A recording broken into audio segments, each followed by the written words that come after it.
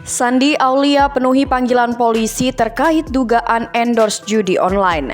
Setelah beberapa waktu lalu terdengar kabar keretakan rumah tangganya, kini kabar terbaru yang datang dari artis Sandi Aulia adalah ia diketahui dilaporkan oleh sosok perawat yang sempat dipolisikannya, Laura Aprilia.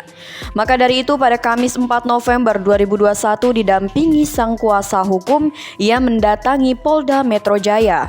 Dikutip dari Tribun News, saat ditemui setelah pemeriksaan, Sandi Aulia mengungkapkan pemeriksaan berjalan dengan baik dan lancar. Ibu satu anak ini memilih untuk mempercayakan kasusnya pada sang kuasa hukum dan timnya. Sandi Aulia menjalani pemeriksaan selama 4 jam dan dicecar sebanyak 13 pertanyaan. Ia mengaku akan bersikap kooperatif serta siap menjalani seluruh proses yang ada. Pada panggilan pertama ini, sang artis memberikan klarifikasi mengenai endorse judi online.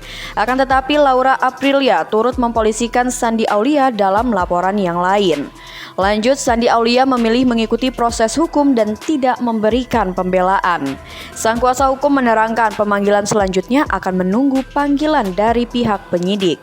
Alasan Laura Aprilia polisikan Sandi Aulia soal dugaan endorse judi online, beberapa waktu lalu Laura Aprilia sudah mendatangi Polda Metro Jaya untuk menjalani pemeriksaan.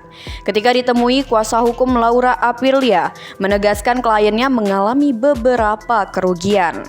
Hal ini disampaikan dalam video yang diunggah di YouTube salah satu channel pada Rabu 29 September 2021. Ia mengungkapkan kliennya mengalami kerugian material dan juga perasaan, khususnya rasa keadilan.